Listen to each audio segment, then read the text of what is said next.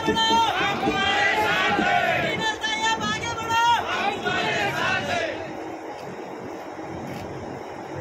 देगलूर विधानसभा आणि नायगाव विधानसभेच्या कार्यकर्ता संवाद बैठकीचे अध्यक्ष आदरणीय माजी खासदार खतगावकर साहेब, व्यासपीठावर उपस्थित असलेले नांदेड जिल्ह्याचे जिल्हा परिषदेचे माजी अध्यक्ष ज्येष्ठ नेते श्रीराम पाटील राजूरकर,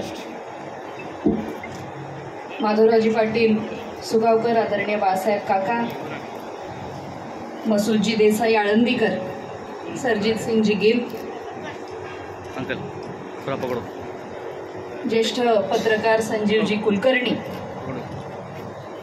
बीपी नरोड साहेब, प्रताप पाटील जिगळेकर, शिवकुमार पाटील येसगीकर, उपस्थित असलेले दीपक पावडे, एन डी पवार, मंगलजी देसाई, मोहित पाटील,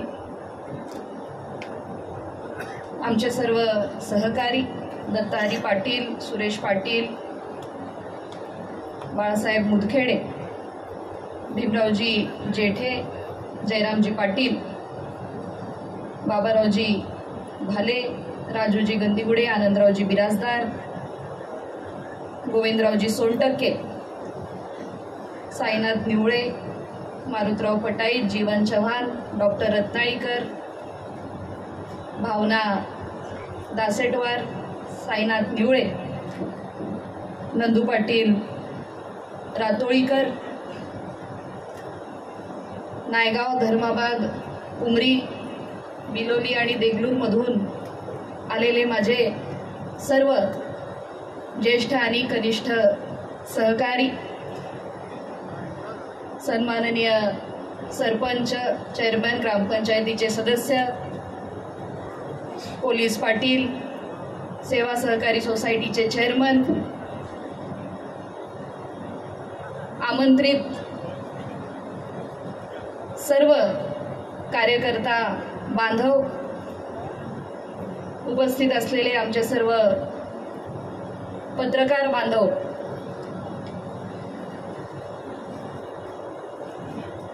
आणि युवा कार्यकर्ता,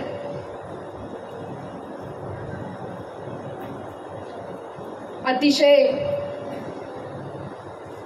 कमी वेळामध्ये आयोजित या बैठकीला आपण सर्व तत्परतेने उपस्थित झालात त्याबद्दल सर्वप्रथम आपल्या सर्वांचे हार्दिक स्वागत करते आणि आपल्या सर्वांचे धन्यवाद व्यक्त करते. माझ्यापूर्वी अनेक सहकाऱ्यांनी, कार्यकर्त्यांनी इथे भावना व्यक्त केल्या आणि आपल्या सर्वांच्या भावना ऐकत असताना निश्चितपणे खूप भारावून गेल्यासारखं आणि खूप भावनिक असं वातावरण इथे तयार झालेलं आहे. आणि मलाही साहजिकपणे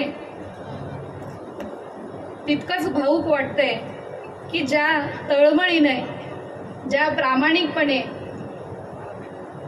एक कार्यकर्ता म्हणून सर्वसामान्य जनतेमध्ये मी काम करते, त्याची जाणीव माझ्या सहकारी कार्यकर्त्यांच्या मनामध्ये आहे हे बघून निश्चितपणे मनामध्ये ती भावुकता निर्माण होते. अनेकांनी इथे व्यक्त केल्याप्रमाणे आपल्यापैकी अनेकांना कल्पना आहे की राजकारणामध्ये एका योगायोगाने माझा प्रवेश झाला. जिल्हा परिषदेच्या निवडणुकीच्या माध्यमातून या रामतीर्थ जिल्हा परिषद सर्कलमधील सर्व कार्यकर्त्यांनी मला बळ दिलं, जनतेने मला आशीर्वाद दिला आणि त्या आशीर्वादाच्या बळावर जिल्हा परिषदेमध्ये आदरणीय दादांच्या मार्गदर्शनाखाली चांगलं काम मला करता आलं. राजकारणामध्ये प्रवेश करत असताना दोन व्यक्तींची प्रेरणा माझ्या बरोबर होती. या नांदेड जिल्ह्याचे भूषण, मराठवाड्याचे भगीरथ स्वर्गीय डॉक्टर शंकररावजी चव्हाण साहेबांची प्रेरणा आणि माझे आजोबा कर्नाटक राज्यातील ज्येष्ठ नेते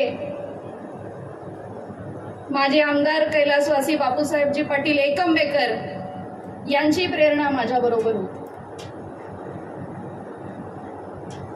माझ्या माहेरच्या आणि माझ्या सासरच्या दोन्ही कुटुंबामध्ये राजकीय वातावरण जरी असलं तरी मी स्वतः राजकारणापासून अलिप्त होते.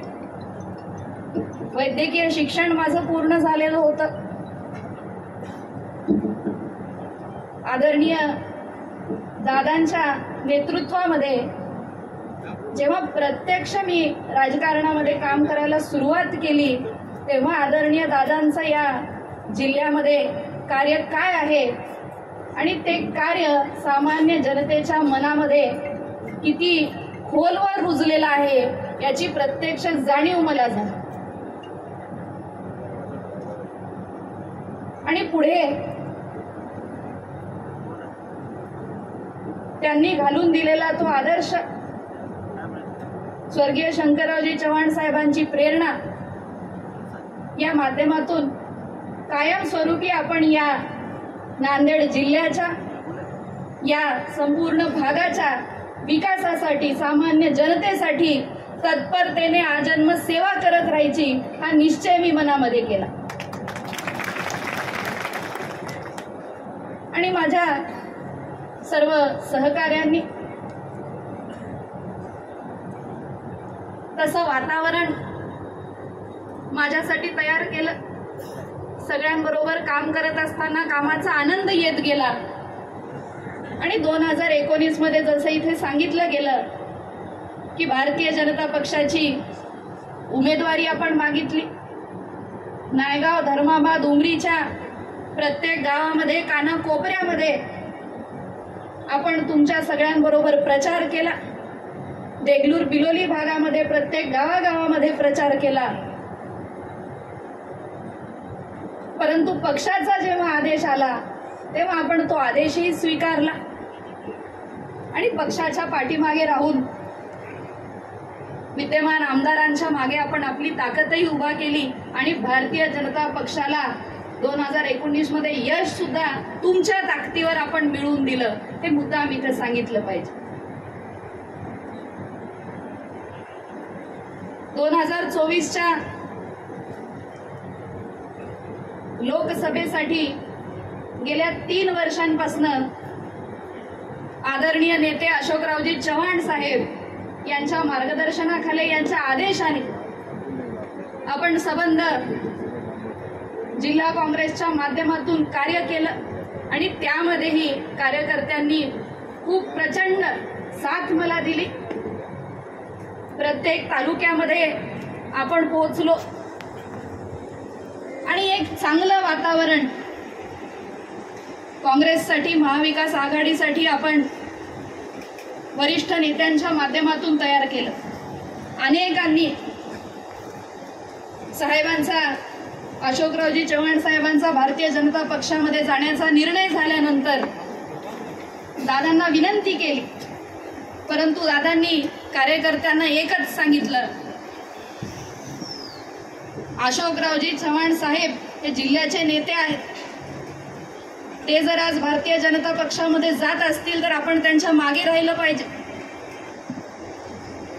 सत्तेच्या बाजूला जेव्हा आपण राहतो तेव्हा जिल्ह्याच्या विकासाचे प्रश्न सुटतात. एक वेळा आपली खासदारकीची संधी गेली तरी चालेल, पण अशोक चव्हाण साहेबांना कॅबिनेटमध्ये मंत्रीपद जर मिळालं तर नांदेड जिल्ह्याच्या विकासामध्ये खूप मोठा फायदा आपल्याला होईल आणि तोही निर्णय आम्ही मान्य केला. देगलूर आणि बिलोलीच्या प्रचाराची जबाबदारी आमच्यावर दिली. पुन्हा लोकसभेच्या निवडणुकीमध्ये प्रत्येक गावामध्ये जाऊन 2 वर्षांपूर्वी जिथे शांतापूरकरांना जे 42,000चं मताधिक्य देण्याचं योगदान दादांचं होतं, तो पूर्ण मतदार हा भाजपाच्या लोकसभा उमेदवाराच्या मागे वळवण्यासाठी आम्ही तळमळीने प्रयत्न केले, परंतु तिथेही पुढे साहेबांवर तर अन्याय झालाच, परंतु सामान्य कार्यकर्त्यावर सुद्धा अन्याय झाला ही आमची भावना आहे. येणाऱ्या काळामध्ये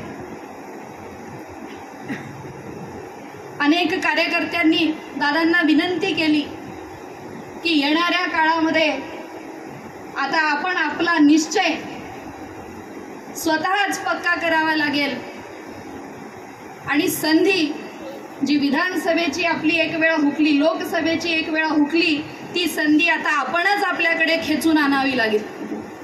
आणि म्हणून आपल्या सर्वांच्या विचार विनिमयाने आपण 27 जुलैला हे जाहीर केलं की अपक्ष निवडणूक नायगाव विधानसभेमधून आम्ही लढणार आणि ती कार्यकर्त्यांच्या बळावर लढणार. दुर्दैवाने विद्यमान खासदार वसंतरावजी चव्हाण साहेबांचं निधन झालं आणि पुन्हा नांदेड जिल्ह्याच्या राजकारणाचं चित्र बदललं. आज आम्हाला इथे प्रत्येक कार्यकर्त्यांनी जे मत व्यक्त केलं त्याला निश्चितपणे समर्थन द्यायचंय आणि येणाऱ्या काळामध्ये वसंतरावजी चव्हाण साहेबांच्या नंतर जो नांदेड जिल्हा काँग्रेसनी ठराव घेतलेला आहे की रवींद्र चव्हाण हे लोकसभेचे उमेदवार असतील आणि त्यांच्या मागे आपल्या सगळ्यांना ताकद उभी करायची आहे. आणि कार्यकर्त्यांचा जो आग्रह आहे, पक्षाचा जो प्रस्ताव आहे, त्या प्रस्तावाला दुजोरा देत नायगाव विधानसभेमध्ये आपण तुमच्या सगळ्यांच्या जोरावर निवडणूक लढवणार आणि जिंकणार हा संकल्प सुद्धा आपल्याला करायचा. जिल्ह्याच्या विकासामध्ये, नायगाव विधानसभेच्या विकासामध्ये जो गेल्या 5 वर्षांमध्ये खंड पडलेला आहे तो अनुशेष भरून काढण्यासाठी तुम्हाला आम्हाला मेहनत करावी लागेल. आज विकासाच्या प्रश्नांवर दुर्दैवाने विद्यमान लोकप्रतिनिधी चर्चा करत नाहीत. मला मुद्दाम इथे उल्लेख केला पाहिजे. आपल्या बारूळ धरणाचं पाणी जे नायगावच्या, बिलोलीच्या, नांदेड जिल्ह्याच्या हक्काचं पाणी आहे ते जिल्ह्याच्या बाहेर लातूरकडे वळवलं जातंय आणि यावर लोकप्रतिनिधींनी कुठलीही प्रतिक्रिया व्यक्त केली नाही, याला कुठलाही विरोध केला नाही. आणि मी केदार वडगावच्या कार्यक्रमात सुद्धा म्हणाले, जेव्हा काही कार्यकर्त्यांनी आदरणीय दादांच्या निदर्शनास हा विषय आणून दिला, दादांनी सांगितलं आमच्या जिल्ह्याचा अधिकार काढून जर दुसरीकडे देत असतील तर तुमच्या सगळ्यांच्या सोबत मी स्वतः मोर्चा काढायला तयार आहे. सामान्य जनतेच्या प्रश्नांसाठी अतिशय तत्परतेने कार्य करावं लागतं. अतिवृष्टीची पाहणी करत असताना इथे सोयाबीनचा विषय कार्यकर्त्यांनी काढला. उमरी धर्माबाद भागामध्ये आम्ही अतिवृष्टीची पाहणी करत होतो. आमचे सावरगावचे सरपंच आम्हाला म्हणाले की पिंपळढवचा डॅम आहे ताई, त्या डॅमचं पाणी जर आमच्याकडे वळवलं, लिफ्टचं काम जर आपण तिथे केलं तर उमरी आणि धर्माबाद, सावरगावच्या बोतीच्या भागामध्ये आणि धर्माबादच्या जुनी भागामध्ये पाणी आपल्याला देता येईल. आणि या कामाकडे कोणाचं लक्ष नाही. जेव्हा सरपंचाला, स्थानिक लोकप्रतिनिधीला, गावातल्या चेअरमनला, गावातल्या कार्यकर्त्याला आपण विकासाच्या कामामध्ये गुंतवून घेतो त्यावेळेला असे प्रश्न पुढे येतात आणि अशा प्रश्नांना मार्ग मिळतो. कार्यकर्त्यांना बाजूला ठेवून, सरपंचांचा अपमान करून कधीही विकास साध्य होत नाही हे आपल्याला दाखवून द्यावं लागेल. आणि अनेक सरपंचांनी, अनेक कार्यकर्त्यांनी जी भावना इथे व्यक्त केली, आदरणीय दादांसमोर गेल्या 1.5 महिन्यांपासून कार्यकर्त्यांनी भावना व्यक्त केली. दादांनी एकच सांगितलं, 40 वर्षांपासून दादा आदरणीय शंकररावजी चव्हाण साहेबांच्या माध्यमातून त्यांच्या मुशीत तयार होऊन राजकारण करतात. आज 3 पिढ्या कार्यकर्त्यांच्या दादांनी सांभाळलेल्या आहेत. आणि त्यांचा तो आदर्श आम्हाला पुढे चालवायचा आहे. काम करत असताना छोट्यातल्या छोट्या कार्यकर्त्यावर कधी अन्याय दादांनी होऊ दिला नाही. आणि उमरी, धर्माबाद, नायगाव मधल्या ज्या सरपंचांबरोबर, ग्रामपंचायत सदस्यांबरोबर दादांची चर्चा होत होती, दादांनी एकच सांगितलं, येणाऱ्या काळात नायगाव विधानसभेचं चित्र बदलेल आणि कुठल्याही सरपंचाच्या 5 पैशालाही हात लागणार नाही असा आमदार आम्ही तुम्हाला नायगाव विधानसभेमध्ये देऊ. सामान्य कार्यकर्ता आपल्या गावामध्ये काम करून त्यांनी मान कमावलेला असतो. तो कार्यकर्त्यांचा मान राखणं हे लोकप्रतिनिधीचं कर्तव्य आहे. बोलण्यासारखे विषय अनेक आहेत.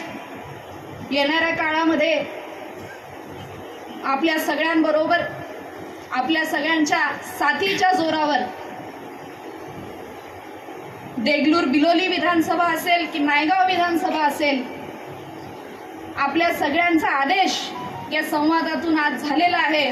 आणि महाविकास आघाडीचे उमेदवार हे देगलूर विधानसभा आणि नायगाव विधानसभेमध्ये निवडून येणार. यामध्ये आता कुठलंही दुमत कुणाच्या मनामध्ये राहिलेलं नाही. जोमाने आपल्याला काम करावं लागेल. निवडणूक म्हणल्यावर अटीतटीची निवडणूक असते, अटीतटीची लढाई असते आणि कशाही प्रकारच्या लढाईला सामोरं जाण्याचं बळ हे तुमच्याकडून आम्हाला मिळालेलं आहे. आणि निश्चितपणे या निवडणुकीला आपण अत्यंत जोमाने सामोरं जाऊ. आणि या नांदेड जिल्ह्यामध्ये आपल्या नायगाव विधानसभेमध्ये पुन्हा एकदा सामान्य माणसाच्या प्रश्नाची जाण असणाऱ्या लोकप्रतिनिधीसाठी आपण सगळे तळमळीनं काम कराल अशी अपेक्षा व्यक्त करते. आपलं सहकार्य कायम माझ्याबरोबर राहील अशी अपेक्षा व्यक्त करते. मोठ्या संख्येने आपण सगळे आजच्या या कार्यक्रमाला उपस्थित झालात त्याबद्दल पुन्हा एकदा मनापासून आपल्या सगळ्यांचे स्वागत करते, धन्यवाद व्यक्त करते आणि थांबते. जय हिंद.